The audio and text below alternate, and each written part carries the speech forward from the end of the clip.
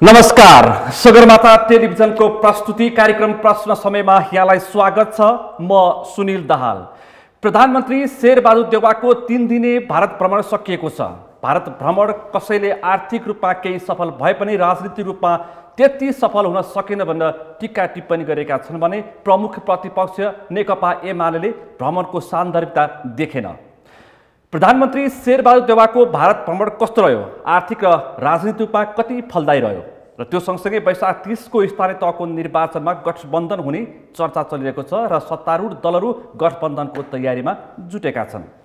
प्रमुख प्रतिपक्ष गठबन्धनलाई कसरी तोड्ने भन्ने रणनीतिमा लागिपरेको छ। त्यो सँगसँगै नेपालमा आर्थिक सङ्कट हुन्छ कि भन्ने चिन्ता पनि बढेको छ। मुलुक आर्थिक रूपमा कसरी क्राइसिसमा जान सक्छ र जाने सम्भावना कति छ, अहिले विज्ञले यसप्रति पनि चिन्ता व्यक्त गरेका छन्। आज हामी विशेष गरी यी 3 मुद्दामा बढी केन्द्रित रहेर गम्भीरताका साथ बहस गर्ने प्रयासमा रहेका छौँ। आजको यस छलफलमा मसँग सहभागी हुनुहुन्छ नेपाली कांग्रेसका युवा नेता उदय शमशेर राणा। यहाँलाई स्वागत छ। हस्, धन्यवाद।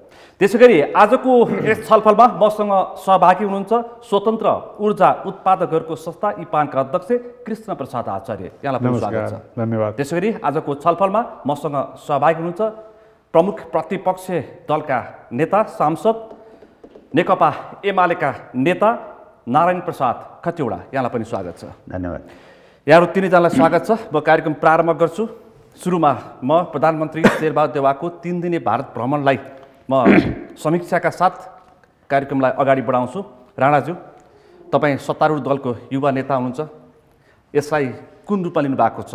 प्रमुख प्रतिपक्षको आवाज पनि तपाईँले सुनिसक्नु भएको छ। केपी शर्मा ओलीको आवाज, उहाँले दिएको प्रतिक्रिया पनि तपाईँले थाहा पाइसक्नु भएको छ। तपाईँ के भन्नुहुन्छ? पहिला त प्रतिपक्षको जिम्मेवारी भने काम भनेको विरोध गर्ने हो। उहाँहरूले विरोध गर्दै हुनुहुन्छ, त्यो ठिकै छ। तर यो भ्रमणको सबैभन्दा ठुलो उपलब्धि भनेको हामीले जुन ऊर्जा र जलस्रोत सेक्टरमा जुन किसिमको एउटा अन्डरस्ट्यान्डिङ इन्डियासँग गर्न सक्यो, मलाई लाग्छ सायद त्यो चाहिँ सबैभन्दा फाइदामुलक सम्झौता देखियो। किनभने अब धेरै समयदेखि हामीले बङ्गलादेश, भुटान, इन्डिया, नेपालको एक किसिमको क्वाड्राङ्गल अन्डरस्ट्यान्डिङ विशेष गरेर ऊर्जा र जलस्रोतमा गर्न नेपालले यो इस्यु अगाडि बढाएको लगभग 20-25 वर्ष अगाडिदेखि। तर धेरै समयसम्म इन्डिया यसमा पोजिटिभ थिएन। हामीले बङ्गलादेशलाई पनि बिजुली बेच्ने कुरा हामीले बङ्गलादेशसँग गरिसकेका छ, तर बङ्गलादेशमा बेच्दाखेरि हामीले इन्डियाको ट्रान्समिसन लाइन पनि चलाउनु पर्ने हुन्छ। र अहिले अब केही 1-2 वर्षमा हाम्रो ऊर्जाको उत्पादन पनि बढेर विशेष गरेर वेट सिजनमा गर्मीमा हामीसँग धेरै बिजुली उत्पादन भइसकेपछि त्यसलाई हामीले बेच्न सके भने त्यसले हामीलाई 3 ठाउँमा हामीलाई फाइदा गर्छ। एउटा त आम्दानी पनि इन्क्रिज हुने भयो। अहिलेको परिस्थितिमा हामीसँग भारु रुपियाँको पनि अति कम छ। हाम्रो फरेन करेन्सी रिजर्भ एक ठाउँमा छ भने फरेन करेन्सी भन्दा पनि भारु हामीसँग अति कम छ। त्यसैले हामीले इन्डियामा एक्सपोर्ट गर्न सक्यो भने त्यसले सहयोग गर्छ। ट्रेड डेफिसिटको बारे तपाईहरुलाई थाहा नै छ। ट्रेड डेफिसिट तपाईलाई पनि धेरै हदसम्म यसले सहयोग पुर्याउँछ भन्ने मलाई लागेको छ। र यो चाहिँ आर्थिक सफलताको तर्फ तपाईको संकेत, आर्थिक सफलताको संकेत। र मेरो विचारमा विभिन्न साथीहरुको विभिन्न टिप्पणी हुन्छ। तर अब हामीले हाम्रो देशलाई अगाडि बढाउने हो भने हामीले आर्थिक रूपमा नेपाली जनता र नेपाल मुलुकलाई अगाडि बढाउने हो भने आर्थिक उन्नतिको निम्ति विद्युत ऊर्जा चाहिँ नेपालको निम्ति अत्यन्तै महत्त्व हुन्छ। र यसले चाहिँ अब हामीले धेरै अगाडि सुशील कोइराला प्रधानमन्त्री हुँदाखेरि इन्डियासँग पावर ट्रेड एग्रिमेन्ट हामीले सही गरेको थियो। तर त्यसमा खास हामीले त्यसलाई एक्सनमा ल्याउन सकेन। किनभने कतिपय उत्पादन नेपालमा उत्पादन भएको, त्यहाँ विदेशी लगानीमा उत्पादन भएको बिजुली किन्ने नकिन्ने कुरोमा पनि धेरै डिबेट भएर गएको छ। र अब चाहिँ मलाई लाग्छ हामीले सहज रूपमा इन्डियासँग ऊर्जाको किनबेच व्यापार गर्न सक्ने सम्भावना बढेको छ र त्यसले नेपाललाई लङ टर्ममा हाम्रो जीडीपी ग्रोथ रेटलाई मात्र होइन तर हाम्रो नेपालको इकोनोमिक स्टेटसलाई पनि र विशेष गरेर हाम्रो जुन व्यापार घाटा छ त्यसलाई पनि सहयोग पुर्याउँछ, फरेन करेन्सी रिजर्भलाई पनि सहयोग पुर्याउँछ भन्ने मलाई लाग्छ। यो चाहिँ तपाईँले आर्थिक दृष्टिकोणबाट यति चाहिँ फलदायी भयो भनेर सङ्केत गर्नुभयो। राजनीतिक रूपमा 2072मा हामीले संविधान घोषणा गरिसकेपछि भारत र नेपालको सम्बन्ध कति चिसिएको थियो तपाईँ हामी सबैलाई जगजाहेर छ। होइन, भारत र नेपालको सम्बन्ध अझ थपी मैले हामीले सर्वसम्मत चुच्चे नक्सा संसदबाट पारित गरिसकेपछि भारतको कस्तो प्रतिक्रिया आएको थियो, यो प्रसङ्ग पनि मैले जोडेँ। होइन, भारत र नेपालको सम्बन्ध भने जहिले पनि राम्रो हो, तर जहिले पनि त्यसमा उताप चढाव हुन्छ। कहिले राम्रो कहिले चिसिन्छ, कहिले राम्रो कहिले चिसिन्छ। त्यसैले आउने दिनमा पनि यो सम्बन्धमा त्यही किसिमले अगाडि बढ्छ, किनभने हामीहरू अत्यन्तै नजिकबाट जोडेको हामीहरू छिमेकी मुलुकहरू पनि हो। र अहिले यो भ्रमणको सबैभन्दा महत्त्वपूर्ण उपलब्धि भनेको तपाईँले भनिहाल्नुभयो, चुच्चे नक्सा सबै राजनीतिक दल, नेपालको राजनीतिक दलले हाउसबाट पास गरेको चुच्चे नक्सा हो। तर त्यो प्रति भारतले कुराहरू अगाडि बढाइरहेको थिएन। तर इन्फर्मल च्यानलबाट, ट्र्याक टु डिप्लोमेसीबाट हामीले नेपाली काङ्ग्रेस पार्टी ले इन्फर्मल रूपमा यो कुरा हामीले उठाउने गरेको थियौँ र हामीहरू इन्डिया भारतीय जनता पार्टीले हामीलाई निमन्त्रणा गरेर हामी दसैँ ताका तपाईहरु भारत भ्रमण डाक्टर प्रकाश गरेर फर्किनु भयो। डाक्टर प्रकाश शरण महतको नेतृत्वमा हामी भारत गएका थियौँ। त्यति बेला पनि पहिलोपटक नेपालले यो कुरा नेपालले नहुन इन्फर्मल रूपमा हामीले परराष्ट्र मन्त्रीसँग पनि यो कुराहरू उठाएको हो र अहिलेको भ्रमणमा पनि प्रधानमन्त्रीले यो प्रेस कन्फरेन्समा पनि यो कुरा उठाउनु भयो। भारतको प्रधानमन्त्रीसँग पनि कुरा उठाउँदाखेरि यो कुरा चर्चा भएको कुरा आयो र यो जवाफमा पनि परराष्ट्र सचिव, भारतको परराष्ट्र सचिवले यो प्रक्रिया रूपमा अगाडि बढ्छ भन्दाखेरि यो कूटनीतिक रूपमा हामीले अगाडि बढाउनुपर्छ, किनभने सीमा सम्बन्धी विवाद भनेको यो अत्यन्तै सेन्सिटिभ हुन्छ। भूगोल सबैको निम्ति प्यारो हुन्छ पक्कै पनि। तर नेपाल र भारतको सीमा समस्या धेरै वर्ष भयो हामीले सुन्दै आएको पनि थुप्रै वर्ष भइसक्यो। हामी क्रमिक रूपमा छलफल गर्छौँ। एकैछिन म तपाईँसँग आउँछु। खजुराज्यू, अब प्रमुख प्रतिपक्षको तपाईँको धारणा के छ? अब प्रधानमन्त्रीको भारत भ्रमण, यो जुन भारत भ्रमण भयो 3 दिने भारत भ्रमण, यसमा राजनीतिक उपलब्धिका हिसाबले शून्य रह्यो भन्ने हाम्रो ठाउँ। आर्थिक रूपमा तपाईसँग सुरुमा प्रश्न गर्छु, आर्थिक रूपमा कति फलदायी भयो, त्यसपछि राजनीतिक प्रश्न जुन ऊर्जाको व्यापारको कुरा चलेको छ, अब त्यसले भविष्यमा भारतले कसरी यसलाई लिन्छ, भोलि बङ्गलादेशको समेत कुरा आइरहेको छ। यसलाई आर्थिक हिसाबले हामीले कति विद्युत उत्पादन गरेर हामीले बेच्न सक्छौँ, कसरी हामीले निर्यात गर्छौँ, हामीले त्यो खालको प्रबन्ध भारतसम्म विद्युतलाई पुर्याउने हिसाबले हामीले कसरी लान सक्छौँ, त्यसले भविष्यमा कति हामीलाई चाहिँ आर्थिक हिसाबले सम्पन्नतातिर लान सक्छ, त्यो पछिका कुरा रहे। अहिले सामान्य कुरा चलिरहेको छ हैन। जुन कुरा चलेको छ त्यसले धेरै पर जानु पर्दैन। सरकार प्रमुखको नाताले एउटा दृष्टान्त पेश गर्छु म। पञ्चेश्वर परियोजना 25 वर्ष हो डीपीआर को लागि अन्तिम रूप दिने भनेर भर्खर सहमति भएको छ। सहमति भएको छ। सरकारको कार्यान्वयनको पक्ष कस्तो? भारत सरकार र नेपाल सरकारको बीचमा जुन खालको कुरा भएको छ, यो अगाडि बढ्यो भने नेपालीलाई केही राहत होला, नेपाललाई केही राहत होला भन्ने हिसाबले आर्थिक हिसाबले हामीले विश्लेषण गर्नुपर्छ र आर्थिक हिसाबले त्यतातिर जान्छ होला, मुलुक जान्छ भन्ने हिसाबले हामीले कुराकानी गर्नुपर्छ। जहाँसम्म प्रधानमन्त्रीज्यूको राजनैतिक भ्रमण कति सफल रह्यो कति सफल भएन भन्ने तपाईँहरूको प्रश्न छ, उदयजीले आफ्ना कुरा राख्नुभएको छ।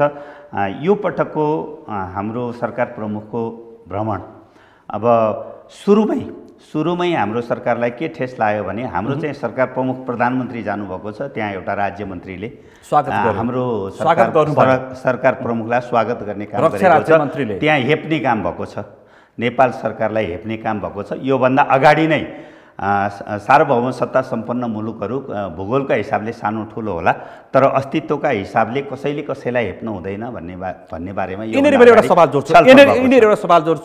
62-63 को आन्दोलन सफल भएपछि तत्कालीन प्रधानमन्त्री गिरिजाप्रसाद कोइराला भारत भ्रमण जाँदाखेरि त्यहाँका प्रधानमन्त्री डाक्टर मनमोहन सिंहले स्वागत गर्नुभएको स्वागत तर गर्नुभएको छ। त्यसपछिका प्रधानमन्त्रीलाई सचिवले समेत स्वागत गरेको दृष्टान्त हामीसँग छ। कहिले सचिवले स्वागत गर्ने, तर अहिले राज्य मन्त्री समेतै स्वागत गरेको कहिले छ नि राज्य त। मन्त्रीले स्वागत गर्ने। यो भारतको हेपा प्रवृत्ति छ र यसको चाहिँ अहिले चाहिँ हाम्रो देशको सरकार प्रमुखले अहिले भारत भ्रमण गरिरहेको हामीलाई अनुभूति भइरहेको छैन।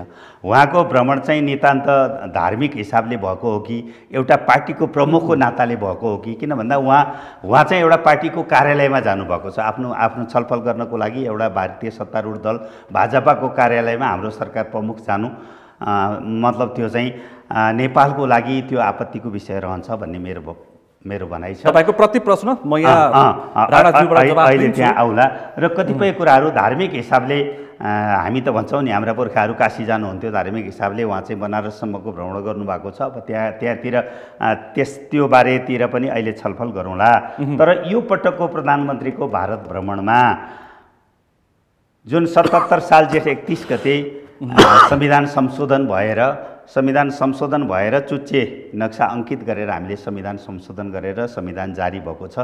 त्यो चुच्चे नक्सा पछि पनि भारतले हाम्रा सिमानाहरूमा कालापानी, लिपुलेक, लिम्पियाधुरामा सडक निर्माण गर्ने, नेपालसँग सम्बन्ध नराखिकन सडक निर्माण गर्ने, अन्य सीमा समस्याका बारेमा पनि थुप्रै ठाउँमा मिचा प्रवृत्ति जुन देखाइरहेको छ, त्यो बारेमा चुसम्म पनि नबोल्ने संयुक्त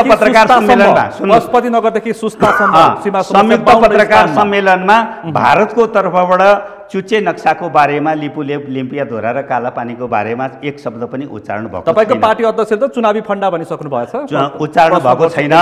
त्यसले गर्दा यो पटक हाम्रो प्रधानमन्त्रीको भारत भ्रमण भारतले त्यति धेरै महत्त्व नदिएको, फलदायी हुन सकेन। राजनैतिक हिसाबले फलदायी हुन सकेन। नेपालको तर्फबाट जुन विषय उठान गर्नु पर्थ्यो नेपालीको हितलाई, सीमा समस्याको लागि बारेमा, अरू विभिन्न बारेमा जुन राजनीतिक एजेन्डाहरू उठाउनु पर्थ्यो त्यो नेपाल सरकारले उठाउन सकेन। सीमाको विषयमा त उहाँले आवाज उठाउनु भएको छ त, समकक्षी मोदीले त त्यसको जवाफ दिनु भएको छ त, जवाफ दिनुभएको छ।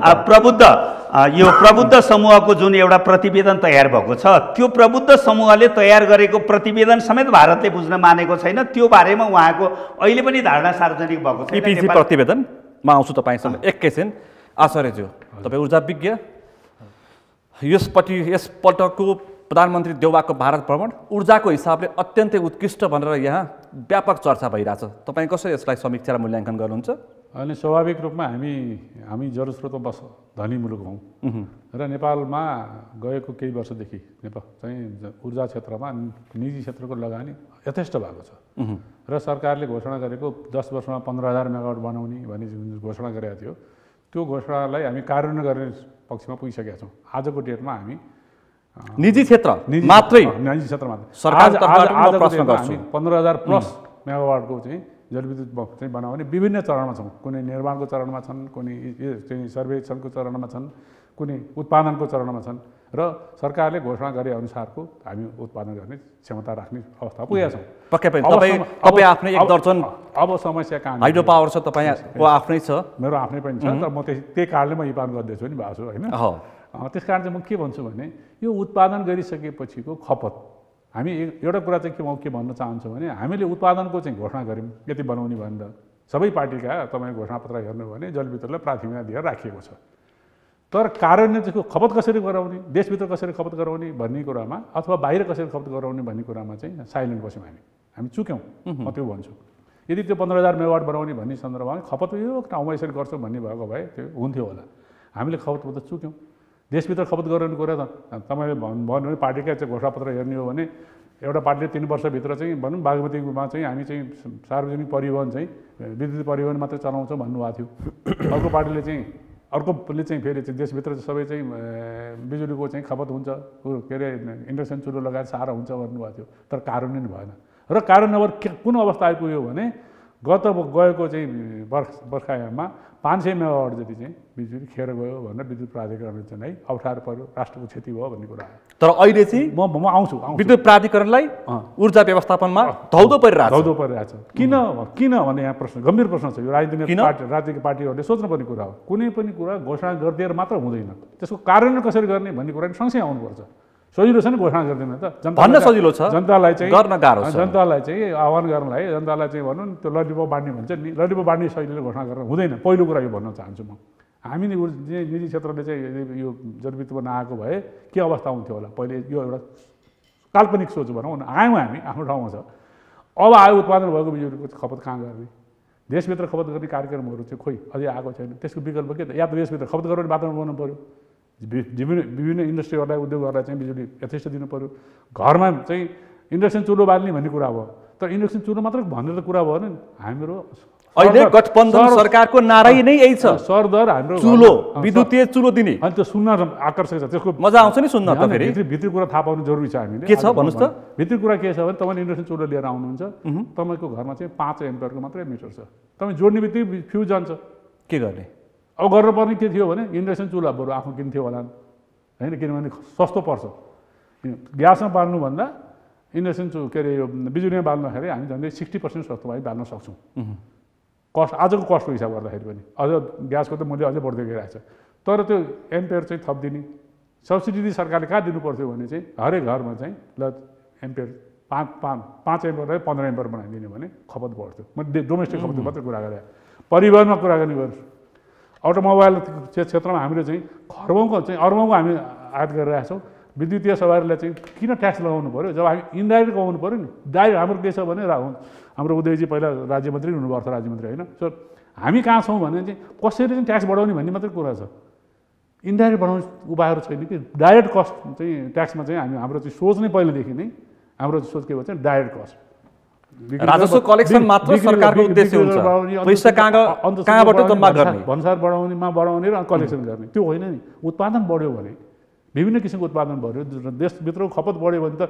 अप्रत्यक्ष रूपले चाहिँ कर आउँछ नि त्यो भएन अब यो हाम्रो देशभित्रको समस्या है अब प्रधानमन्त्रीले भारत जाँदाखेरि के भयो भन्ने कुरामा हामी चाहिँ चिन्ता लागेको अवस्था के थियो भने हाम्रो यो उत्पादन हामी 15,000 मेगावाट उत्पादन गर्ने अवस्था पुगिसकेपछिको अवस्था के होला लगानी त खरबौँको लगानी हुन्छ आज हामी निजी क्षेत्रको 10 खरबको लगानी भइसकेको छ अर्को 17 खरबको लगानी गरेर हामी बाटोमा छौँ करिब 25-26 खरबको लगानी गरेको क्षेत्रलाई कसरी संरक्षण गर्ने भन्ने कुरामा सरकार चाहिँ सचेत हुनु जरुरी थियो र त्यसकै एउटा अङ्ग के भयो भने हाम्रो सबैभन्दा नजिकको हाम्रो व्यापार गर्ने ठाउँ कहाँ भन्दा भारत हो भारत फेरि पावर हङ्ग्री कन्ट्री हो फेरि त्यहाँ उनीहरूसित प्रशस्त छैन अनि अर्को यो क्लाइमेट चेन्जको कारणले भारतमा औद्योगिक क्षेत्र निकै विकास भइरहेछ त्यो मात्र होइन उनीहरूको चाहिँ इनर्जीको चाहिँ सोर्स जुन छ क्लिन छैन बहुत कम छ 9% सान्चुन होला जम्मा अब त्यहाँ के छ भन्नुहुन्छ भने सबै कोइलाबाट डिजेलबाट होइन सबै फोसिल उसबाट चाहिँ चलिरहेको छ जबकि हामीसित चाहिँ क्लिन इनर्जी छ त्यसो हुनाले हाम्रो इनर्जीको उनीहरूलाई चाहिँ जरुरी छ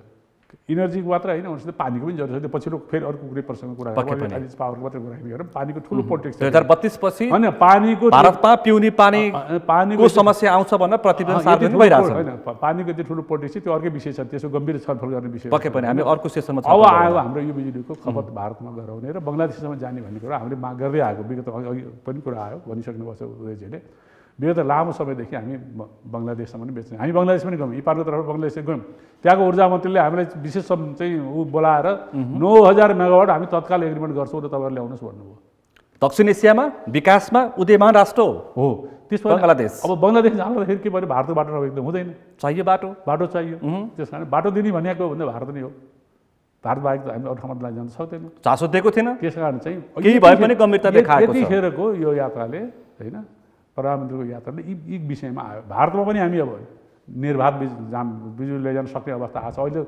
39 मेगावाटबाट अहिले 365 मेगावाटसम्म कुरा आइसकेको छ होइन त्यो बाटो खुल्यो हामी 39 आउने बित्तिकै हामीले नेपालले स्वागत गरेका थियौँ किनभने बाटो खुल्यो होइन 1000 माइलको यात्रा पहिले 1 कदमबाट सुरु हुन्छ भने जस्तै अब हामी हजारौँ मेगावाट त्यहाँ जान सक्छौँ भनेको थियो त्यतिखेर के साथीहरूले हामीलाई चाहिँ अहिले तपाईँले एकैचोटि सरकारको समर्थनमा धेरै बोल्नुभयो भन्ने भने तर हाम्रो किन हाम्रो थियो त्यो बिजुली बेच्ने त उत्पादक हामी हौँ हाम्रो बजार कहाँ छ भने हामीले खोज्दाखेरिमा सरकारले त्यो गरेको कुराले हामीले समर्थन गऱ्यौँ म एउटा कुरा के भन्न चाहन्छु भने यहाँ दुईवटा पार्टीको मान्छेहरू हुनुहुन्छ संसारभरि नै हेर्नुभयो भने आर्थिक समृद्धिको कुरा र परराष्ट्रको कुरामा चाहिँ सबै पार्टीहरू एक हुन्छन् हाम्रो देशको विडम्बना के छ भने चाहिँ यिनै कुरामा पनि हामी विवाद गर्छौँ हामीलाई कसरी आर्थिक समृद्धि हुन्छ आचार्यज्यू तपाईँ सुन्दै हुनुहुन्छ नि आर्थिक समृद्धिको कुरा हामी कसरी अब समृद्ध नेपाल भन्ने तर यो विषयमा चाहिँ हामी एकरूपता होइन विभिन्न रूप देखाउने म तपाईसँग त्यसकारण यो कुरामा चाहिँ अब अहिले भारतमा बिजुली बेच्ने भन्ने चाहिँ गर्ने कुरामा स्वाभाविक भन्छौँ हामी बिजुली बेचेर यो कच्चा पदार्थ हो, बिजुली बेचेर चाहिँ देशको लाग्दैन भन्ने पनि एउटा भनाइ छ। तर आजको हाम्रो परिस्थिति के छ भने हामीसित खपत नभएको त बेच्नै पऱ्यो नि। जहाँ बढी उत्पादन हुन्छ त्यहाँ त खपत गर्नु पऱ्यो, यहाँ बेच्नु पऱ्यो। हरेक मुलुकको त्यो चरित्र। कुनै ठाउँमा चाहिँ प्रशस्त स्याउ उत्पादन गर्छ भने त्यो स्याउले आफ्नो खपत नभएको बाहिर एक्सपोर्ट गर्छ नि त, गर्छ। त्यसलाई चाहिँ अन्यथा लिनु हुँदैन। र यतिखेरको यो उसले चाहिँ भारतको चाहिँ खुला भयो नि एक। अनि अर्को हामीले के पनि भनेका छौँ नेपाल सरकारसित के भनिरहेका छौँ अहिले भने यो नेपालमा अहिलेसम्म बिजुलीको व्यापार गर्ने भनेको एउटा मात्रै संस्था छ, विद्युत प्राधिकरण मात्र, एउटा मात्रै छ। हाम्रो उत्पादनको किन्ने उही हो, बेच्ने पनि उही हो। तपाईँले निजी क्षेत्रले छुट्टै संस्थाको पनि माग गर्दै हामीले के भनिरहेको छौँ भने यो व्यापार र निजी क्षेत्रलाई चाहिँ प्रवेश दिनुपर्छ। हामी गरेर देखाउँछौँ, किनभने निजी क्षेत्र प्रवेश गर्ने बित्तिकै नेपालका थुप्रै क्षेत्रहरू हेर्नुहोस्, चाहे एयरलाइन्सको कुराकानी गर्नुहोस्, चाहे हस्पिटलको कुरा गर्नुहोस्, चाहे शिक्षाको क्षेत्र गर्नुहोस्, निजी क्षेत्र प्रवेश गर्ने बित्तिकै गुणस्तरीय पनि हुन्छ, प्रतिस्पर्धी पनि हुन्छ। अनि चाहिँ उपभोक्ता विद्युत प्राधिकरण चाहिँ के गरेर बस्ने त अनि?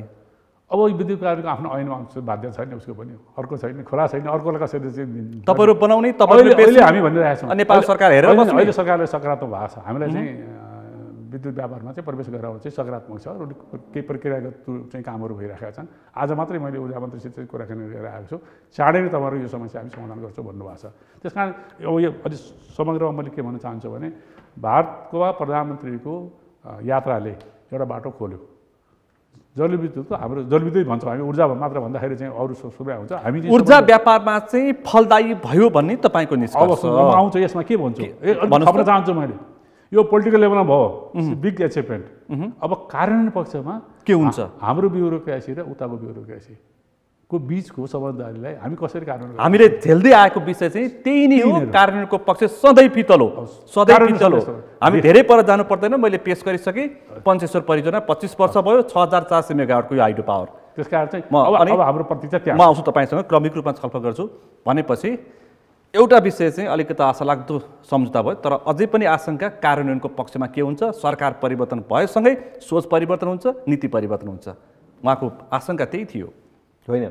जुन कृष्णजीले भन्नुभयो त्यसमा म सहमत छु। अहिले यति मात्र होइन, 2014 सालमा पावर ट्रेड एग्रिमेन्ट सही भएको थियो, पक्कै पनि होइन? तर त्यसमा खास हामीले प्रोग्रेस गर्न सकेन। तर त्यो एउटा वाटरसेड हो।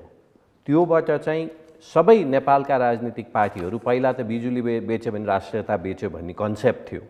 तर बिस्तारै बिस्तारै हामीले सबैलाई बुझाएर बिजुली बेचेर राष्ट्रियता बेच्ने होइन, बिजुली बेचेर पैसा आउने भन्ने बल्ल बल्ल धेरै समय मान्छेहरू सचेत भएका छन्। धेरै तपाईले सङ्केत गरेको वामपन्थीहरूले त्यस्तो किसिमको हामीले र अर्को कुरा यो आर्थिक विकास र तपाईँको परराष्ट्र नीतिमा चाहिँ सबै पार्टीहरूको एक लाइनमा हामीहरू एक ठाउँमा उभिनुपर्छ भने यो चाहिँ अत्यन्तै महत्त्वपूर्ण कुरा हो।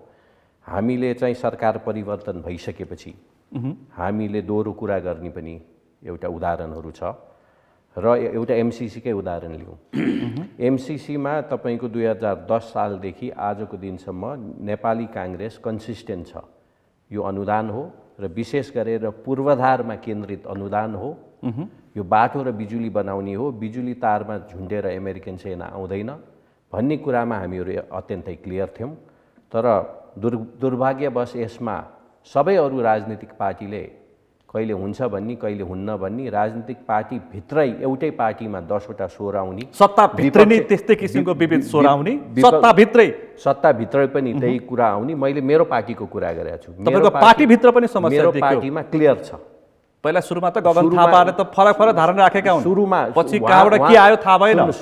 क्लियर छ कसरी उनीहरूले कुरा नउठाओ, बोलेका थिएनन्, तर बुझिसकेपछि सबैले बोले। गगन थापा र विश्व प्रकाश दुईजना महामन्त्रीले बोलेका हामीसँग रेकर्डहरू छन् त नि, त्यो हेरौँला। छ त, तपाईलाई पनि थाहा छ। उहाँहरूले बोलिसकेपछि उहाँहरूले एमसिसी खराब होइन भन्नु भएन।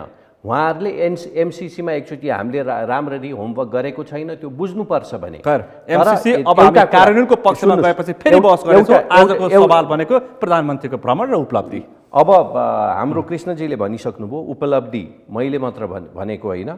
यो उपलब्धि चाहिँ अत्यन्तै महत्त्वपूर्ण भएको छ। त्यति मात्र होइन, अहिले उहाँले भन्नुभयो धेरै ऊर्जा निजी क्षेत्रले ऊर्जा सेक्टरमा लगानी गरेका छ। र त्यति मात्र होइन, अहिले निजी क्षेत्रले यो पैसा ब्याङ्कबाट बरो गरेका छ। र तपाईँको विशेष गरेर जलस्रोत बिजुली उत्पादन गर्दाखेरि यसले हामीले समयमा ऋण अथवा हामीले समयमा इन्ट्रेस्ट तिर्न सकेन भने त्यसले अत्यन्तै ठुलो प्रेसर चाहिँ त्यो बिजुली उत्पादक व्यक्तिहरूलाई पर्ने गरेको कारणले यसले ब्याङ्किङ सेक्टरमा पनि असर पर्छ। त्यति मात्र होइन, यसले इन्डाइरेक्टली यो ब्याङ्कको लिक्विडिटीमा पनि प्रब्लम ल्याउँछ र अन्तिममा गएर त्यो ब्याङ्कमा पैसा भने जनताको पैसा हो।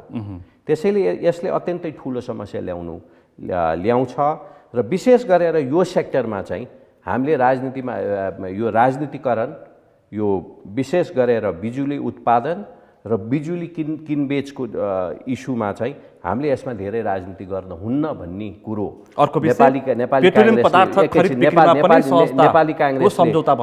नेपाली काङ्ग्रेसले भन्दै आएको हो। अरुण तेस्रोको म उदाहरण दिन्छु। यो पञ्चायत कालमा सुरु हो र बौद्ध व्यवस्था आइसकेपछि यसलाई क्यान्सल गर्नुपर्छ भन्ने कुराहरू पनि आयो, तर हामीले मानेनौँ। त्यो बिजुली उत्पादन गरेर बेच्दाखेरि त्यो पञ्चायतले बेचे पनि उही हो र बौद्ध व्यवस्थाले बेचे पनि उही हो, यसलाई जनताले कन्टिन्यू गर्नुपर्छ भन्ने कुरो। तर सायद अरुण तेस्रो एमालेको 9 महिने सरकारले क्यान्सल नगरेको भए आज यो डिबेट हामीले चलिरहेको हुँदैन थियो।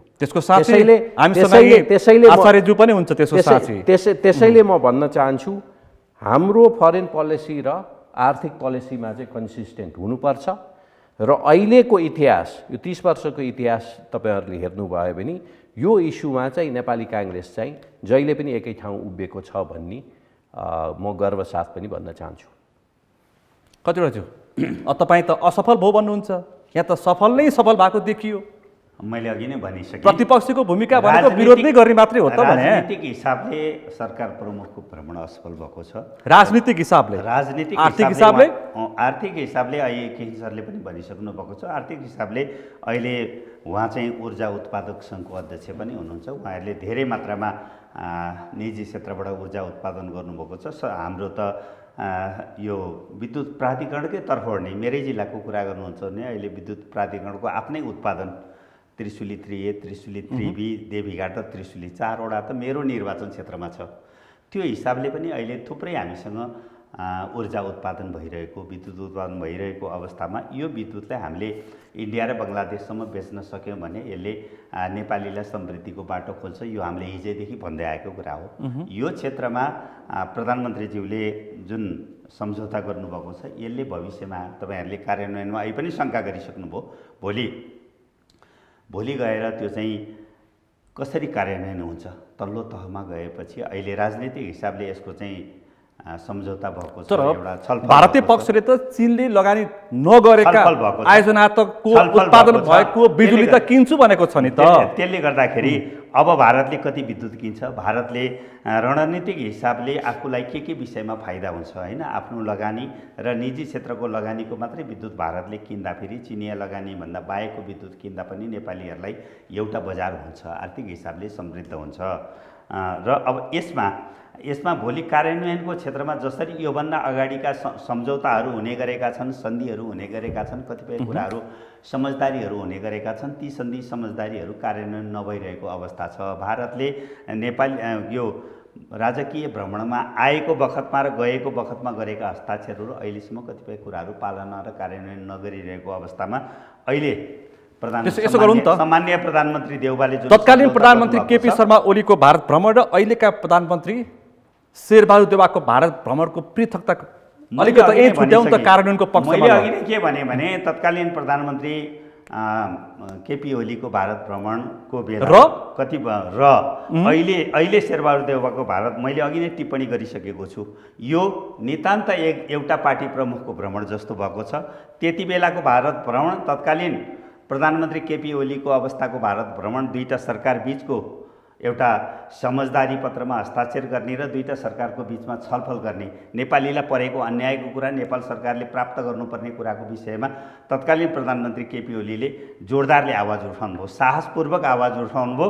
अहिलेको भ्रमण चाहिँ नितान्त एउटा पार्टीको अध्यक्षको जस्तो भ्रमण, एउटा धार्मिक पर्यटनको हिसाबले गरिएको भ्रमण, यो विद्युतीय सम्झौता बाहेकका कुनै पनि उपलब्धि प्राप्त भएको देख्दैन प्रतिपक्षले। र यो तपाईले जुन भन्नुभएको छ आर्थिक समृद्धि, प्रतिपक्ष अलिकति एकाङ्की जस्तो भएको हो। छैन, प्रतिपक्ष एकाङ्की भएको छैन। हामी कम्युनिस्टहरू हौँ, हामी यथार्थमा आधारित भएर हामी विश्लेषणहरू गर्ने गर्छौँ। वामपन्थीका मन्त्रीहरू पनि सँगै गएका थिए। आँखाले देखेको कुरो असत्य हुँदैन। त्यसले गर्दा सरकारमा रहेका वामपन्थी तपाईहरु प्रतिपक्ष कम्युनिस्ट, सत्तामा रहेका कम्युनिस्टहरू पनि साथमा गएका थिए। आर्थिक समृद्धिको पाटो र विदेश नीतिको पाटोमा सबै दलको एउटै धारणा हुनुपर्छ भन्ने कुरामा हामी सहमत छौँ।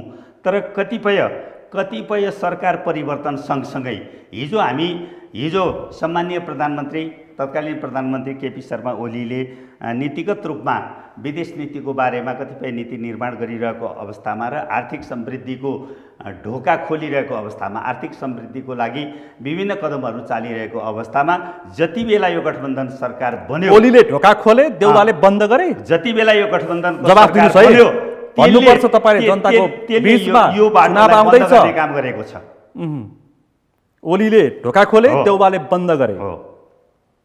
के छ आधार? कसरी पत्याउने जनताले? थुप्रै आधार छ। जनताले यो 3.5 वर्षको जुन कार्यकाल थियो, 74 भन्दा पछिल्लो कार्यकालमा कमरेड केपी ओलीको नेतृत्वमा यो मुलुकमा सत्ता सञ्चालन भइरहेको अवस्थामा आर्थिक समृद्धिका थुप्रै नीतिगत निर्णयहरू भएका छन्। आर्थिक समृद्धिका थुप्रै नीतिगत निर्णयहरू भएका छन्, विकास निर्माणका थुप्रै कामहरू भएका छन्।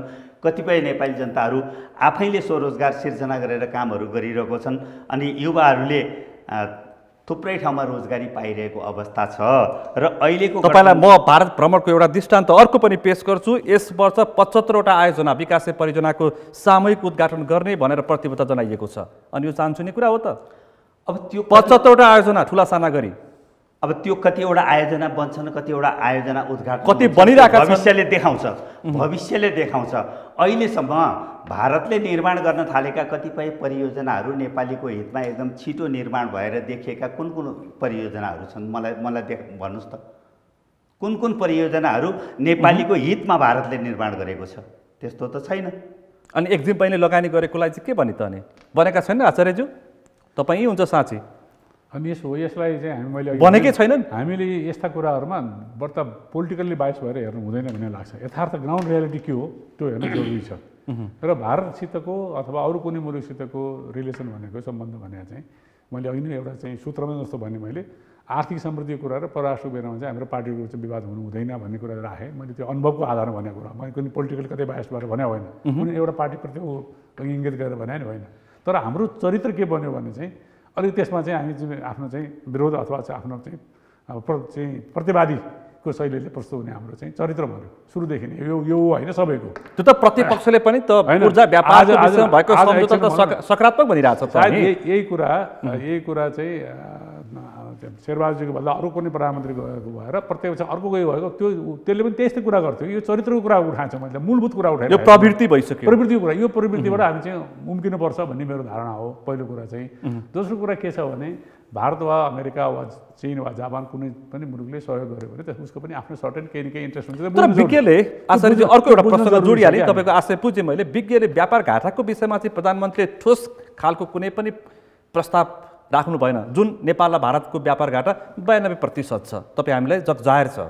अब त्यसलाई चाहिँ प्रतिस्थापन गर्ने कुरामा के हुनु भने हाम्रो आफ्नो चाहिँ आर्थिक गतिविधि के हुन् भन्ने कुराले असर पार्छ। हामी टाढा जानु पर्दैन, हाम्रो भुटानलाई हेरौँ न। पक्कै पनि भुटानले उसको आफ्नो अर्थतन्त्रले विकास गर्ने निम्ति उसले चालेका कदमहरूलाई मात्र हामीले सिक्यौँ भने पनि धेरै कुरा हामी गर्न सक्छौँ। हिजो आजभन्दा केही वर्ष अगाडिसम्म चाहिँ भुटानलाई अन्तर्राष्ट्रिय मञ्चमा कहीँ पनि थिएन, सबै ठाउँमा भारतले प्रतिनिधित्व गर्थ्यो। जब आज उनीहरू आर्थिक रूपले बिस्तारै समृद्ध हुँदै गए त्यसपछि सबै ठाउँमा जान थाले। चीनसित उनीहरू चाहिँ सीमा चाहिँ सम्झौता गरेर वार्ता गर्ने लेभलमा पुगे। किन भन्दाखेरि उनीहरू आर्थिक रूपले सम्पन्न हुँदै गए, भारतले चाहिँ त्यसलाई चाहिँ सहन पर्ने अवस्था आयो। त्यसकारण पहिलो शर्त भनेको आर्थिक रूपमा बलियो भयौँ भनेदेखि, पहिलो शर्त भनेको आर्थिक रूपमा सक्षम भयौँ भनेदेखि हाम्रा सबै हामीले उठाउने गरेका राष्ट्रियताका मुद्दादेखि सबै विषय सबल हुने रहेछ है। यस त्यसकारण पहिलो शर्त भनेको हाम्रो देशको सुन्नुहोस् है, तपाईँ हामीलाई चाहिने भोलिको भविष्यको नेता, हामीलाई चाहिने कुरा के हो भने आर्थिक समृद्धि। त्यो आर्थिक समृद्धि कसरी प्राप्त गर्न सकिन्छ भन्दा हाम्रो स्वाधीन अर्थतन्त्रको निर्माण हुनु पर्यो। सँगसँगै अर्थतन्त्रको निर्माण हामीले अहिलेसम्म के भएछ भने परामुखी छ। अघि कुरा गरेर पनि कति अरबको हामी चाहिँ सुपारी मात्र किन्छौँ, हामी कति करोडको हामी चाहिँ कागती मात्रै किन्छौँ। कोदो, मकै, धान, गोलमा, टमाटर सबै हामी किनिरहेका छौँ। के किन्दैनौँ हामी? के किन्दैनौँ? त्यस कारण चाहिँ आर्थिक समृद्धिको विषयमा म के आग्रह गर्छु भने सबै पार्टीहरूले, देशभित्रका सबै पार्टीहरूले आर्थिक समृद्धि विषयमा र यो परराष्ट्र विषयमा विवाद नगर्नुहोस्।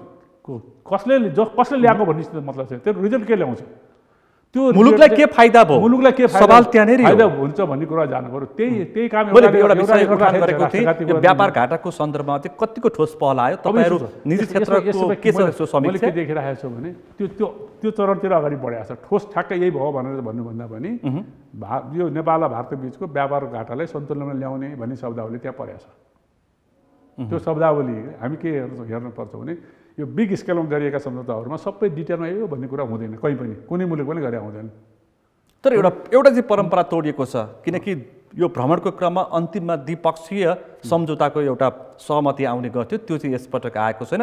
त्यसप्रति प्रतिपक्षले आशंका व्यक्त गरेको छ। कारणको पक्ष के हुन्छ भनेर त्यो आशंका गर्नलाई मैले नाजायज मान्दिनँ। आउनु पर्थ्यो, आएको भए राम्रो हुन्थ्यो, अझ राम्रो, किनकि यो परम्परा भइसकेको थियो। आउनु पर्थ्यो, आएको भए अझ राम्रो हुन्थ्यो। किन आएन त्यो म राजनीतिक मान्छे नहुनाले म त्यहाँतिर म गइनँ। तर म के भन्छु भने हामी त एकदमै यो नागाबन्दी पछि, यो चुच्चे नक्सा पछि विभिन्न कारणले चाहिँ भारत र नेपालको बिचको रिलेसन त एकदमै चिसो अवस्थामा थियो नि, होइन? भारतीयहरूले के भन्ने हुन्, हामीले के भन्ने हुन् भन्ने कुरामा हामी यहाँभित्र पनि विभाजित थियौँ, बाहिर पनि उनीहरूले हामीलाई विभाजन गर्ने प्रयास गरिरहेको थियो। यसले एउटा काम के गर्यो भने वार्म अप गर्यो। अब चिसो भयो त बाटो खुल्यो नि, वार्ताको बाटो खुलेको छ। अब कुरा गर्न सजिलो भएको छ। हाम्रा चाहिँ पोलिटिकल पार्टी लिडरहरूले भन्नु होला, हाम्रा चाहिँ ब्युरोक्रेसीहरू भन्दा यो त प्रधानमन्त्री लेभलमा डिसिसन भइसकेको कुरा, अब अप्ठ्यारो नपार्नुहोस् न, हामीलाई काम गर्न दिनुहोस्। हाम्रो ब्युरोक्रेसी त्यो भन्ने आँट गर्नु पऱ्यो। हाम्रा नेताहरूले चाहिँ अब भनौँ न पार्टीका नेताहरूले पनि प्राइम मिनिस्टर लेभलमा भइसकेको कुराहरू तपाईँले चाहिँ अब बाधा व्यवधान नगर्नुहोस्, चाहनु let's go speedily, let's take a speed, go head, होइन? For the development of Nepal and India. Nepal र इन्डिया यिनीहरू नै बेनिफिट छ। फेरि यो बिजुली एउटा कुरा के बुझ्नु जरुरी छ भने हाम्रो बिजुली खपत गर्दाखेरि, आयात गर्दाखेरि हामीलाई भन्दा बढ्ता बेनिफिट भारतलाई छ। किनभने उसले अन्तर्राष्ट्रिय जगतमा पनि उसले अब क्लिन इनर्जी यति प्रयोग गर्ने, त्यो त मोदीले पनि बारम्बार दोहोऱ्याउनु भयो, भन्न पाउने भेटमा छ। त्यसकारण यो व्यापार भनेको चाहिँ द्विपक्षीय हितको व्यापार हो। यो विन विन, दुवै पक्षलाई फाइदा, विन विन व्यापार हो। त्यसकारण चाहिँ यो उपलब्धिलाई अहिले नि ठ्याक्कै जिरो भन्नु हुँदैन। अब पोलिटिकल लेभलबाट डिसिसन गर्ने आउँछु तपाईँसँग, अरू थुप्रै आर्थिक विषय छ तपाईँसँग हुन्छ। म त्यसमा प्रवेश राणाज्यू, यो चुच्चे नक्साको सवाल निकै आउने गर्छ। प्रमुख प्रतिपक्ष नेकपा एमालेका अध्यक्ष केपी शर्मा ओलीले चुच्चे नक्सा होइन कि प्रधानमन्त्रीले बुच्चे नक्सा देखाउनु पर्यो भारत जाँदाखेरि?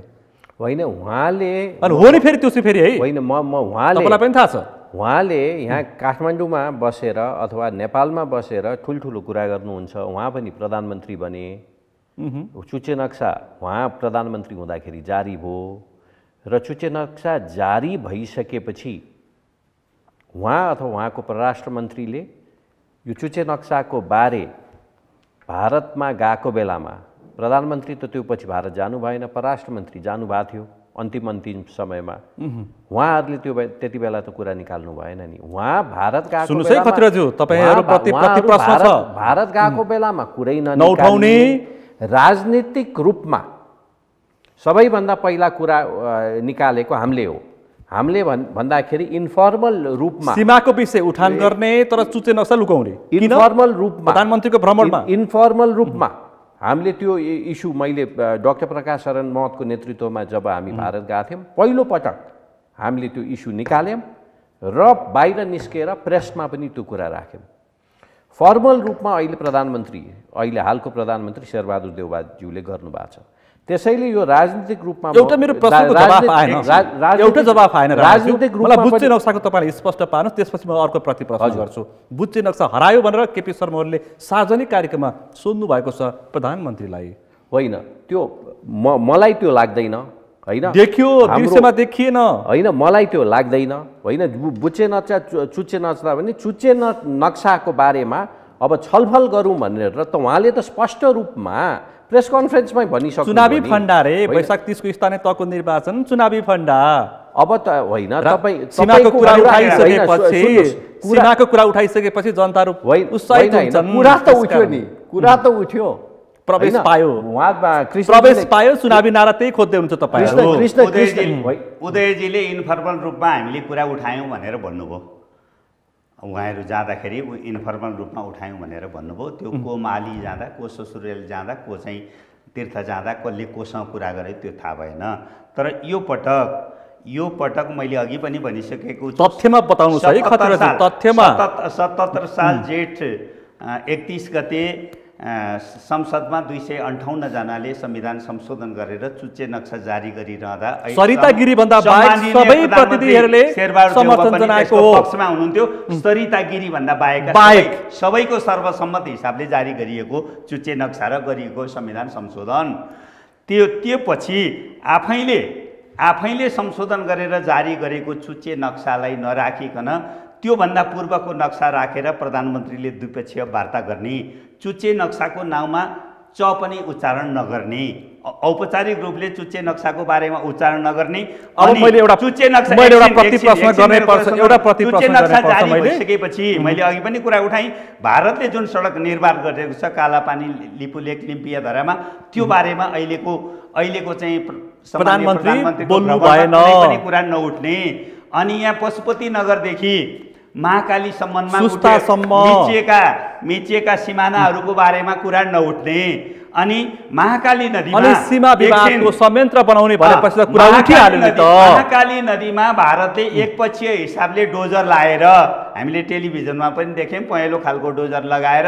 एकपक्षीय ढंगले तटबन्ध निर्माण गर्ने काम गरिरहेको छ झोलुङ्गे त्यसको बारेमा पुल काटेर एकजनाको ज्यानै गएको छ प्रतिनिधित्व नेपाल सरकारको तर्फबाट केही पनि आवाज नउठाउने मैले बुझे तपाईको आशय हामीलाई तुइन काटेर जयसिंह धामीलाई मैले बुझे आशय खतराजु त्यसको बारेमा दुईपक्षीय प्रश्न तपाईको एक प्रश्न यहाँ सोध्छु म यावत कुराहरुको बारेमा दुईटा सरकार प्रमुख भेट हुँदाखेरि दुईटा सरकार प्रमुखको बीचमा छलफल हुँदा यो विषय उठान हुनु पर्यो भने तपाईको भनाइ पर्छ कि पर्दैन खोइ त बोलेको त पर्छ त्यसै बोलेको त मैले बोल्यो भन्दै छु त अहिले तपाईको बोलेको रहेछ त सुन्नुस् सीमा विवाद को विषयमा हामीले कुरा गर्यौं भनेर प्रधानमन्त्री शेरबहादुर देउवाले प्रेस कन्फरेन्समा बोलेको छ र यो प्रेस कन्फरेन्समा दुईटा प्रधानमन्त्री बीच के कुरा भयो सबै रेकर्ड ल्याएर त सुनाउँदैन नि त्यहाँ भएको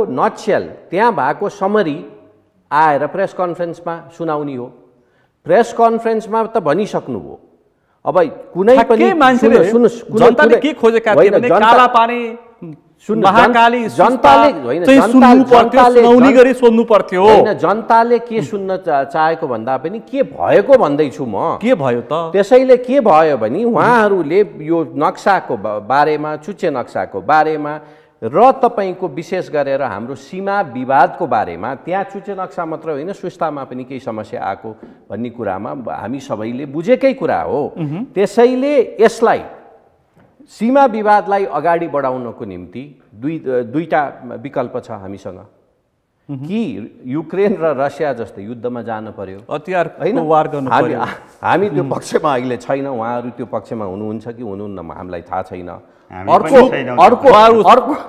हुनुहुन्न त्यसमै अर्को विकल्प भनेको कूटनीतिक रूपमा यो अगाडि बढाउने गभर्नमेन्ट टु गभर्नमेन्ट लेभलबाट यो विषय सचिव लेभल उठान गर्ने सचिव लेभल होस् तर एउटा प्रश्न मेरो सचिव लेभल होस् सहसचिव लेभल होस् डाइरेक्टर लेभल होस् त्यसमा कुरा अगाडि बढाउनु पर्छ र अर्को कुरा हामीले के बुझ्नुपर्छ भने भूगोलको विषयमा सीमाको विषयमा कुरा हुँदाखेरि आजको भोलि रिजल्ट निस्किदैन यो समय लाग्छ हाम्रो अरु विवादीय सीमामा पनि केही समस्याहरू आएको छ र एउटा प्रश्न चाहिँ मैले उत्तर दिन चाहन्छु किनभने यो धार्मिक भिजिट भनेर हाम्रो मान्यज्यूले दुईचोटि कुरा धार्मिक भिजिट मात्र हैन बीजेपीको मुख्यालय किन प्रवेश गरेको म आउँदै छु पार्टी सभापति हो कि देशको प्रधानमन्त्री हो उहाँको चिन्ता पहिला म धार्मिक कुराबाट म सुरु गर्छु हाम्रो प्रधानमन्त्री हिन्दू धर्मप्रति आस्था राख्नुहुन्छ उहाँको परिवार पनि आस्थाप्रति राख्छ र धेरै नेपाली काङ्ग्रेसका हामीहरू हिन्दू छन् त्यो हामीहरू घरमा पूजा गर्छौँ बिहान र हामी कहिले बुढा नीलकण्ठ प्रधानमन्त्रीको निवासमा जाँदाखेरि पनि अलि बिहानै गयो भने प्रधानमन्त्रीको श्रीमतीले पूजा सकिसकेपछि पूजा गरेको टीका लाउने अथवा हामीलाई सानो त्यो नरिवलको प्रसाद दिने यो नर्मल कुरा हो। म मेरो घरबाट निस्किँदा पनि मेरो मुवाले टीका लाएर मैले तपाईँको आशय बुझेँ, तर अब हामीले सम्बन्ध तपाईँले भन्न खोजेको मलाई तर भन्नु सक्नुहुन्छ तपाईँले कम्प्लिट गर्न दिनु पर्यो। अब हाम्रो प्रधानमन्त्रीलाई इन्डिया बोलाएको छ र इन्डिया बोलाउने क्रममा बनारस हाम्रो मोदीजीको कन्स्टिट्युएन्सी पनि हो, क्षेत्र हो, उहाँको क्षेत्र हो र तपाईँको त्यो युपीमा पर्छ। भर्खरै युपीमा चुनाव सकिएको छ, त्यहाँको बिजेपी सरकारले फेरि चुनाव त्यहाँ जितेको छ र त्यहाँ काशी अथवा काशी भनेको यो भारतको निम्ति मात्र होइन, हाम्रो निम्ति पनि काशी भने अत्यन्तै महत्त्वपूर्ण ठाउँ, धार्मिक रूपमा हाम्रो निम्ति अत्यन्तै महत्त्वपूर्ण ठाउँ र काशी विश्वनाथ, काशीमा गइसकेपछि बनारस गइसकेपछि काशी विश्वनाथको मा गएर पूजा नगरेको भए चाहिँ मैले चाहिँ प्रधानमन्त्रीलाई प्रश्न उठाउँथे। कुनै पनि एउटा हिन्दू धर्ममा आस्था राख्ने, उहाँहरूले आस्था नराख्नु होला, उहाँहरू बनारस गएपछि काशी विश्वनाथ नजानु होला, त्यो उहाँहरूको विषय। प्रधानमन्त्री केपी शर्मा ओली प्रधानमन्त्री हुँदाखेरि उहाँले हाम्रो पार्टीका निर्णय नै गर्नुभएको छ अथवा कुनै पनि एउटा हाम्रो पार्टीका बुद्ध धर्ममा विश्वास गर्ने साथीले त्यहाँ तपाईँको सारनाथ अथवा बोधगयामा गयो भने त्यहाँ सम्बन्धित ठाउँमा मैले तपाईँको आशय बुझेँ। मसँग थुप्रै सवाल जवाब छ। म एउटा प्रश्न गर्छु। 3 वर्ष अगाडि 14 र 15 असार 2075 काठमाडौँमा सम्पन्न नेपाल भारतका प्रभुत्व समूह इपिजीको बैठकले साझा प्रतिवेदन तयार पारेको थियो। यो विषयमा मोदीले चुइक्क पनि बोलेनन्। अब यो प्रतिपक्षको धारणा त्यो माग थियो, किन बोलेन हाम्रा प्रधानमन्त्री देउबा? अब हाम्रो तर्फबाट आवाज उठेन। अब प्रश्न यो हो क्या? इपिजीको बारे सबै राजनीतिक पार्टीले यो इपिजीको बारे किन नबुझेको भनेर योभन्दा पहिला पनि हामी सुशील कोइराला प्रधानमन्त्री हुँदा पनि इपिजीको बारे हामीले प्रश्न उठाइसकेका छ। यति बुझ्यो भनेदेखि धेरै समस्याको हल हुन्छ। होइन, तपाईले प्रश्न राखिसकेपछि म जवाफ दिने समय पनि दिन्छु। त्यसैले सबै राजनीतिक पार्टीले इपिजीको रिपोर्ट आइसकेपछि इपिजीको रिपोर्ट किन नबुझेको भनेर धेरैचोटि यो प्रश्नहरू उठिसकेको छ। यो पहिलो पटक होइन। इपिजीको रिपोर्ट कहिले 2015 सालमा आयो, लगभग 2015 सालमा सुशील कोइराला प्रधानमन्त्री हुनुहुन्थ्यो होइन। 2075 मा काठमाडौँमा सम्पन्न भएको यो चाहिँ प्रतिवेदन तयार भएको थियो तयार भएको थियो। त्यसैले यो इपिजीको बारेमा धेरै प्रश्न उठिसकेका छ होइन। र इपिजीको रिपोर्ट भारतीय प्रधानमन्त्री अथवा परराष्ट्र मन्त्रीले रिपोर्ट किन बुझेन भनेर त हामीलाई के थाहा हुन्छ? त्यो बुझ्ने हामीले बुझिसकेका छौँ। हामीले त्यसलाई एक्सेप्ट गरिसकेका छौँ। नेपालमा बसेर किन इपिजीको रिपोर्ट भारतले बुझेन भन्नुभन्दा पनि औपचारिक हिसाबले सरकार प्रमुखको प्रतिनिधित्व भारत भ्रमणको अवस्थामा भइरहँदाखेरि सरकार प्रमुखको तर्फबाट संयुक्त रूपमा तयार पारिएको प्रभुत्व समूहको रिपोर्ट तपाईहरुले किन त्यसलाई सकार्नुहुन्न, तपाईहरुले किन त्यसलाई स्वीकार्नुहुन्न भनेर हाम्रो तर्फबाट आवाज किन उठ्दैन? हाम्रो तर्फबाट धेरैचोटि उठिसक्यो। यो भ्रमणमा उठेन। तपाईहरुले यहाँ बसेर उठाउनु भयो होला, पार्टीको बैठकमा उठाउनु भयो होला, बुढा नीलकण्ठमा उठाउनु भयो होला, सानेपामा उठाउनु भयो होला, तर भारत भ्रमणको अवस्थामा त्यहाँ गएर भारत सरकार हैदराबाद हाउसमा उठेन भन्ने तपाईहरुको प्रश्न। हैदराबाद हाउस त उठ्नु पर्यो। हैदराबाद हाउसभित्र के प्रश्न उठेन, पुरै आएन, त्यो तपाईँ हामीलाई थाहा हुँदैन। तर इपिजी कतिपय कुरा त सार्वजनिक भएका छन् नि। कतिपय कुरा सार्वजनिक भएको चाहिँ सार्वजनिक गरेर नहुने विषय हो त होइन। सार्वजनिक गर्ने त्यसमा आपत्ति भएन। यो पुरानो विषय भइसक्यो, यो सार्वजनिक हुनुपर्ने। अब किन भारतले बुझेन? हाम्रो तर्फबाट आवाज गएन। हाम्रो तपाईँहरू र हाम्रो फरक, काङ्ग्रेस र एमालेमा फरक के छ भने तपाईँहरू आवाज मात्र उठाइरहनुहुन्छ रिजल्ट कांग्रेसले चाहिँ के रिजल्ट निकाल्यो त इपिजीको बारेमा बताउनुस् न। हामीले रिजल्ट के इपिजीको बारेमा के रिजल्ट निकाल्यो, छुच्चे नक्साको बारेमा के रिजल्ट निकाल्यो, कालापानी लिपुलेको बारेमा रिजल्ट के हो, अनि सीमा मिचेको बारेमा के हो, यो जयसिंह धामीको बारेमा के हो, अहिले भर्खर महाकालीमा तटबन्धन बनाइरहेको बारेमा के उपलब्धि आयो काङ्ग्रेसको तर्फबाट बताउनुहोस् मलाई। एउटा उपलब्धि मैले भन्नु परेन, तपाईँले उपलब्धि भएन भन्नुहुन्छ, मैले भयो भन्छु। म रुलिङ सुन्नुहोस् न, म तपाईँले प्रश्न गर्नु म उत्तर दिउँ। दिनुहोस्। ल उपलब्धि के भयो भनेर मैले चाहिँ बढी उपलब्धि भयो रुलिङ पार्टीको एउटा कार्यकर्ताको हिसाबले उठाउँछु। तपाईँ एउटा प्रतिपक्षको होइन, प्रतिपक्ष पनि जे देख्छ त्यो त बोल्छ, स्वीकार छ उपलब्धिलाई। मेरो आग्रह छ, मैले 3 चोटि आग्रह गरिसकेँ। अब तपाईँले कि तपाईँ बोल्नुहोस् कि मलाई बोल्न दिनु पर्यो। त्यसैले के उपलब्धि भयो भनेर मैले चाहिँ अलि बढाइ चढाउ स्वाभाविक रूपमा गरौँला, भएको उपलब्धि पनि भएकै छैन भन्ने तपाईँको एउटा ड्युटी नै हो, तपाईँले आफ्नो जिम्मेवारी आएर पुरा गरिरहनु भएको छ। त्यसैले के उपलब्धि भयो भनेर, मुख्य उपलब्धि के भयो भनेर हाम्रो कृष्णजीले जवाब दिइसक्नुभयो। 1 नक्साको बारेमा उपलब्धि के हो भने सुरुवात हो। नक्साको विवाद कुटनीतिक रूपमा कुरा गर्नुपर्छ भनेर एउटा च्यानलमा अब हामी छिरेको छ। आधिकारिक प्रस्ताव सुरु भयो। तर मैले भनिहालेँ, यो यहाँ टिभी स्टेसनमा आएर ठुल्ठुलो कुरा गर्नुभन्दा पनि यो एउटा आधिकारिक रूपमा प्रवेश गर्यो यो इस्यु। र म भन्छु यो तपाईँको हाम्रो सरकार आए पनि, तपाईँहरूको सरकार आए पनि, नेपाल र भारतको बीच मात्र होइन, सीमा विवाद अथवा भूगोलको समस्या आइसकेपछि त्यो सबैतिर वर्षौं लाग्ने गर्छ।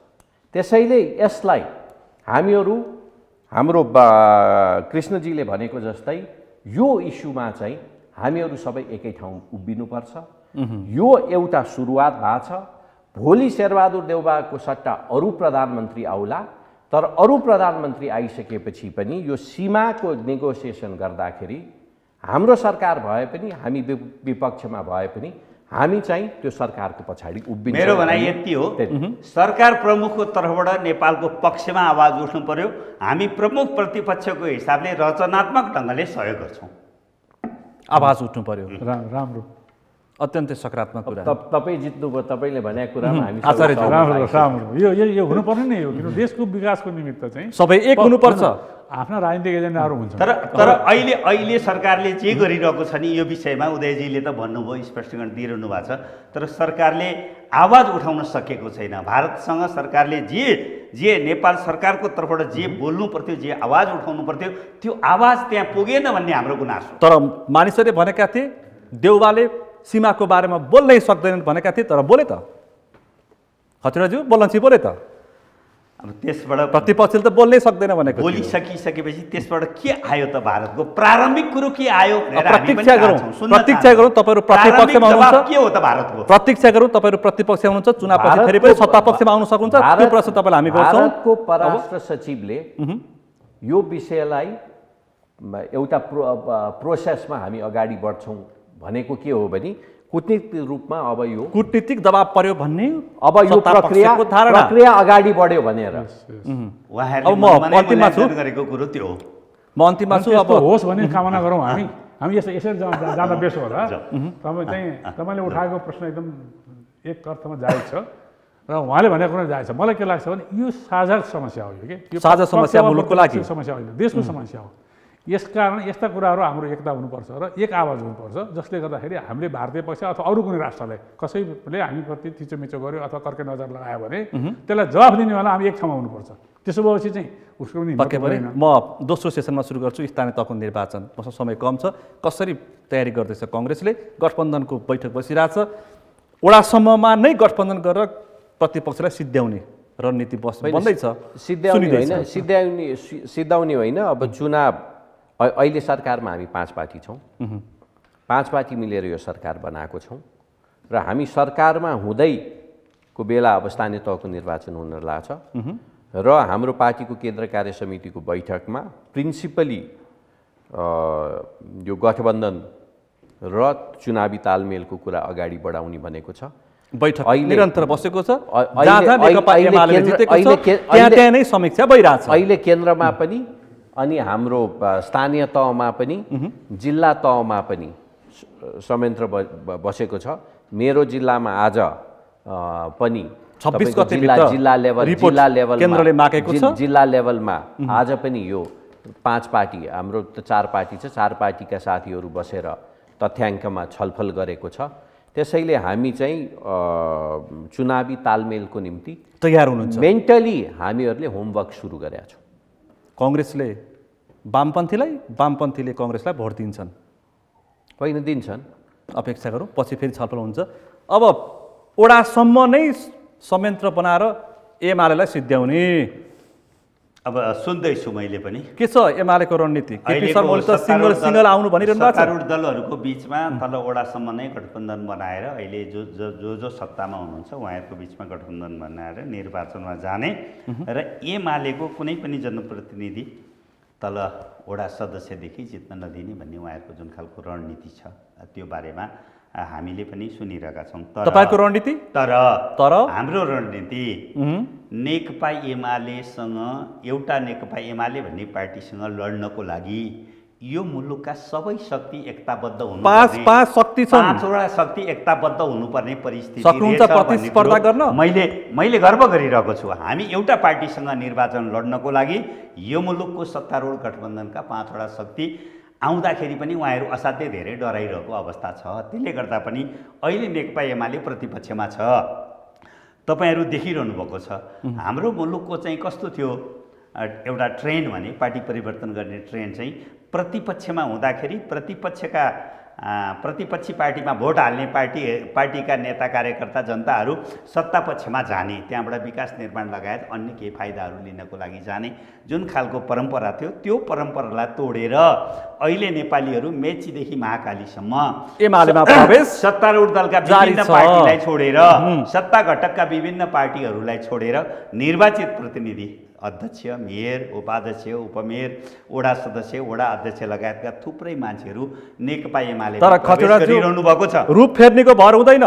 अब रूप फेर्नेको भर छैन, ठिकै छ, रूप फेर्नेको भर नहुँदा पनि यति बेला हामीले 5 दलीय गठबन्धनसँग नेकपा एमाले एक्लै लडेर हिजो हामीले जुन कायम गरेका थियौँ 74 सालमा भएको स्थानीय तहको निर्वाचन, वैशाख 30 मा लड्न सक्नुहुन्छ। निर्वाचनमा जुन कायम गरेका थियौँ, म तपाईहरुलाई दावाका साथ भन्छु, म एउटा फिल्डमा काम गर्ने, एउटा कार्यकर्ता, त्यो पार्टीको एकजना सिपाही भएको नाताले अहिले पनि 5 गठबन्धनका 5 सम्म अहिले पनि 5 दलीय गठबन्धनसँग नेकपा एमाले एक्लै लडेर स्थानीय सत्ता कब्जा गर्न नेकपा एमाले आफ्नो एउटा नीति बनाएको छ, कार्यनीति बनाएको छ। हामी त्यसलाई लागू गरेर जान्छौँ। त्यसलाई लागू गरेर गइरहँदाखेरि हामी देशमा तपाईहरु सफल हुनुहुन्छ भन्ने मेरो प्रश्न हो। तुलोमा राख्दाखेरि 5 दल भन्दा पनि एमाले गरौँ रहेछ भन्ने कुरा उहाँहरूले वैशाख 30 पछिको रिजल्ट त्यसपछि फेरि हामी वार्ता गरौँला। त्यसपछि वैशाख 30 पछि फेरि वार्ता गरौँला। स्थानीय तहको निर्वाचनमा स्थानीय तहको आर्थिक एजेन्डा के हुनुपर्छ तपाईको सुझाव निजी क्षेत्रको? अब मैले अनुभव गरेको के हो भने हामी कहाँ राजनीति चाहिँ पेशा हो, सम्म दुःखद कुरा चाहिँ पेशा सेवा भएन, कसैले व्यवसाय पनि भन्छन्। त्यही त मैले पेशा भने पेशा व्यवसाय। राजनीतिमा लागेका मान्छेहरू संसारभरि नै के छ भने जनतालाई सेवा दिने उद्देश्यले गएका हुन्छन्। हामी कहाँ मनोवृत्ति कस्तो हो, माफ गर्नु यहाँ पार्टीका नेताहरू हुन्छ, हामी कहाँ मनोवृत्ति के हो भने त्यो कुनै पद हासिल गरेपछि मैले कति कमाउन सक्छु होला भन्ने आकलन गरेर चाहिँ उम्मेदवार हुने। खर्च हुन्छ नि त चुनाव, कता जाँदाखेरि भन्दैछु, कता जाँदाखेरि आफूलाई फाइदा हुन्छ भन्ने हिसाबले राजनीतिक नीति सिद्धान्त विचार भन्दा पनि त्यो एउटा प्रवृत्ति एकदम घातक प्रवृत्तिको विकास हुँदै गइरहेको छ। त्यसकारण म के आग्रह गर्छु पार्टीका नेताहरूलाई भने त्यसलाई तपाईँहरूले प्रतिबन्ध लगाउनुहोस्, बन्दै गर्नुहोस्। राजनीति भनेको चाहिँ व्यापार व्यवसाय होइन, पहिलो कुरा। दोस्रो कुरा के हो भने चाहिँ अघि मैले भने आर्थिक एजेन्डा चाहिँ पहिलो शर्त हो राजनीति गर्नेहरूले पनि। मैले मेरो ठाउँमा के विकास गर्छु, मेरो क्षेत्रमा के छन् आवश्यकता, ती आवश्यकताहरू चाहिँ राजनीतिक घोषणापत्र हेर्नुभयो भने कति आकर्षक घोषणापत्र छ। आजभन्दा अगाडिका सबै राजनीतिक पार्टीको घोषणापत्र जम्मा गर्नुहोस्। अहिले यहाँ त प्रधानमन्त्रीले के गर्नु, प्रधानमन्त्री मात्र सीमित भयौँ हामी। राजनीतिक पार्टीका घोषणापत्र ल्याएर पल्टाएर हेर्नु हो भने के उपलब्धि गर्नुभयो भने हामी प्रश्न गर्छौँ जनताको हिसाबले। हामी एमालेले प्रश्न गर्न सक्छौँ, काङ्ग्रेसले गर्न सक्छौँ, अरू पार्टीले गर्न सक्छौँ। देशैभरि नै भ्युटार बनेको छ त चुनाव सुन्नु भएको छैन? देशैभरि भ्युटार बनेको छ, पर्यटन नै पर्यटन। घोषणापत्रमा जनतालाई देखाएका कुराहरू मसँग समय निकै कम छ। तपाईँले कति प्राप्त गर्नुभयो होइन? एमाले कति प्राप्त गर्यो, मसँग कम छ। अब अन्तिम एकैवटा प्रश्न यो प्रश्नको उत्तर खोज्ने दिन आउँदैछ। यसलाई टुङ्ग्याउँछु। के भन्ने हुन्छ? केजीको यो जुन कमाउनको लागि आर्थिक फाइदाको लागि नेताहरू पदमा जान्छन् भन्ने कुरासँग बिल्कुल असहमत छु। आर्थिक एजेन्डाको बारेमा हामी अहिले पनि भन्छौँ समग्रमा ठिक छ। प्रवृत्ति त्यो खालको राजनीतिक पेसा होइन। म राजनीति गर्ने मान्छे, मेरो खाने बाटो, मेरो परिवार पाल्ने, त्यसले गर्दा अन्तिममा हाम्रो प्रतिबद्धता पत्रमा हिजो पनि हामीले आर्थिक एजेन्डाहरू उठाएका थियौँ। अहिले पनि हामी आर्थिक सङ्कटमा फस्दैछ, जनताको बिचमा हामी अहिले पनि भनिरहेका छौँ। हिजो हामीले उठाएका कुराहरू पुरा गऱ्यौँ, कति पुरा गऱ्यौँ, कति पुरा गरेनौँ, पुरा गर्न बाँकी कुरा के छ? तपाईँहरू सबै पार्टीको घोषणापत्र लिएर तपाईँहरूले जनता के अरे पार्टीहरूलाई प्रश्न गर्नुहोस्। हामीले त्यही कुरा भनिरहेका छौँ। फेरि पनि हामी आचार्यज्यूले के भन्नुभयो भने अन्तिममा अब राजनीति मात्र होइन, अर्थ राजनीतिको बहस प्रारम्भ गर्नुपर्छ। सवाल तपाईँहरू पनि सहमत हुनुहुन्छ। समय सकिएको छ, विषयवस्तु थुप्रै थिए। यो महत्त्वपूर्ण विषय प्रसङ्गमा तपाईँले समय र संवादमा सहभागिता जनाइदिनु भएकोमा आभार व्यक्त गर्न चाहन्छु। धन्यवाद। आज हामीले विशेष गरी प्रधानमन्त्री शेरबहादुर देउवाको 3 दिने भारत भ्रमण र थोर बहुत निर्वाचनको विषयलाई उठान गरेर छलफल गऱ्यौँ। आजको यस छलफलमा मसँग सहभागी हुनुहुन्थ्यो नेपाली कङ्ग्रेसका युवा नेता उदय शमशेर राणा, त्यसै गरी इपानका अध्यक्ष कृष्ण प्रसाद आचार्य र त्यसै गरी नेकपा एमालेका सांसद नेता नारायण प्रसाद कतिवटा। आजको विषय प्रसङ्ग यति नै। भोलि अर्को विषय प्रसङ्ग साथ कार्यक्रम प्रश्न समय ल्याउने वाचा गर्दै म सुनिल दाहाल पनि बिदा चाहन्छु। सगरमाथा टेलिभिजन हेर्दै गर्नुहोला। नमस्ते। नमस्कार।